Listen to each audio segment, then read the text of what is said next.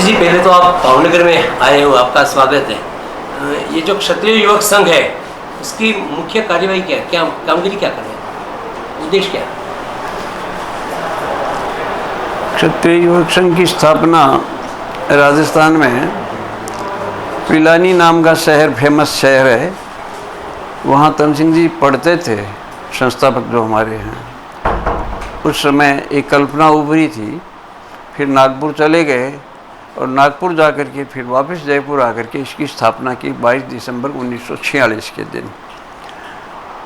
और उसका मुख्य उद्देश्य हमको जो समझाया गया वो तो ये है कि हर प्राणी का एक ही उद्देश्य है कि वो ईश्वर की संतान है। ईश्वर चाहता है कि ये मेरे पास आए, उसका भगवान का भजन करे। लेकिन संसार में रहते हुए हमको संसार का काम भी करना पड़ता है। तो क्षत्रिय के घर में जन्म लिया है तो क्षात्र धर्म का पालन करना ये सांसारिक उद्देश्य हुआ। अब क्षात्र धर्म क्या है? जो क्षताति कल त्रायते इति क्षत्रिय है, जो क्षय से बचाता है वो क्षत्रिय होता है। तो ऐसे लोगों के समूह का निर्माण करना, उनमें संस्कार और सिंचित करना और व्यक्तिगत चरित्र उसका निर्माण करना, और उसी से समाज चरित्र बनता है, उसी से राष्ट्र चरित्र बनता है, इसी से मानव चरित्र बनता है। इस पर विशेष ध्यान देने के लिए एक तो रोज़ाना 1 घंटे का कार्यक्रम चलता है जिसको हम शाखा कहते हैं, और जिसमें महिलाओं का भी है, बच्चियों का भी है, बच्चों का भी है, मैदान में भी लगती है, कई कमरों में भी लगाते हैं, अलग अलग पूरे आजकल तो भारतवर्ष में लगाते हैं। यहाँ 1957 में पहली बार इसकी भावनगर में स्थापना हुई थी। तब से ये जुड़े हुए हैं, और भावनगर में कोई पहली बार नहीं आया हूँ, बहुत बार आया हूँ और इन लोगों से लगाव है। तो क्षात्र धर्म का पालन करना यदि अच्छी चीज़ है, जिसको मैं समझता हूँ, तो सब जगह प्रचार करना चाहिए। और ये ऐसी कोई लुकाव छुपाव की कोई जातिगत बात नहीं है। क्षत्रिय तो वही है जो सबका ध्यान रखता है। शौर्यम तेजो धृतिरिदाक्षम युद्धे चाप्य पलायनम दानम ईश्वर भावश्च क्षात्रम कर्म स्वभावजम। ये जो काम करता है वो क्षत्रिय है। तो जो ईश्वर भाव तक की कल्पना करता है, तो पुराने ज़माने में तो ये होता था कि राजा को ईश्वर का प्रतिनिधि मानते थे।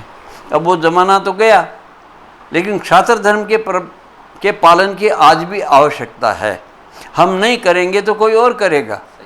तो अर्जुन में को जो ज्ञान दिया गया सारा गीता में यही है कि तुम मेरा प्रिय सखा है, तू मेरा मित्र है, इसलिए मेरे हृदय की बात कहता हूँ कि तुम मोह आदि को छोड़ करके और युद्ध में प्रवृत्त हो, क्योंकि ये दुष्ट लोग हैं। उसको जो अज्ञान हुआ था कि इनको मैं कैसे मारूं, कि जो दुष्टता करता है या उनका अन्न खाता है या उनका पक्ष लेता है वह सब वध्य है।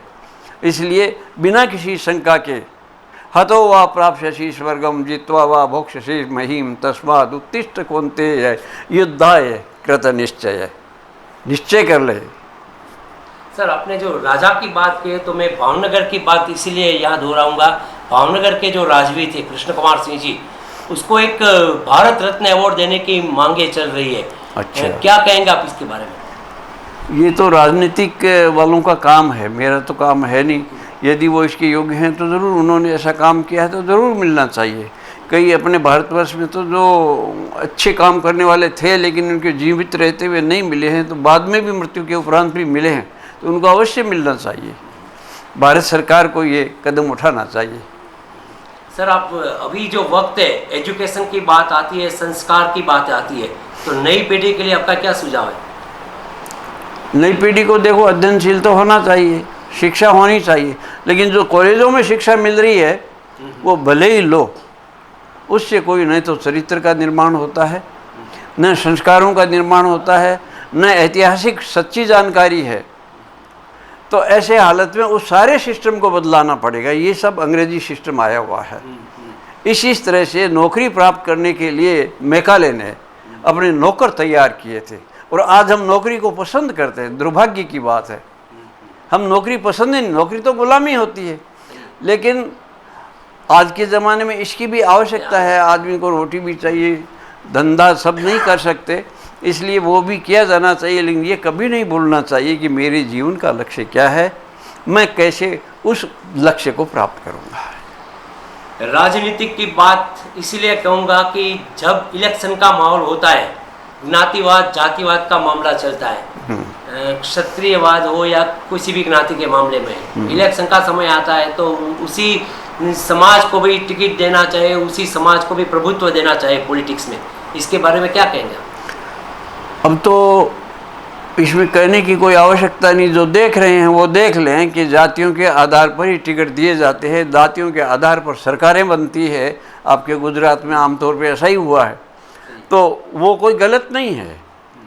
लेकिन जातिवाद भी, जाति को बनाए रखना, जाति का पालन करना कोई बुरा नहीं है मेरे दृष्टिकोण से, लेकिन जातिवाद है वो खराब है कि हमारी जाति सबसे अच्छी है, या राजपूत है, ब्राह्मण है, पटेल है, हम सबसे अच्छे हैं, ये भाव गलत है। हम जो भी कोई हैं जो थोड़ा बहुत आगे बढ़ा है सबको साथ ले, ये उसका पारिवारिक भाव होना चाहिए।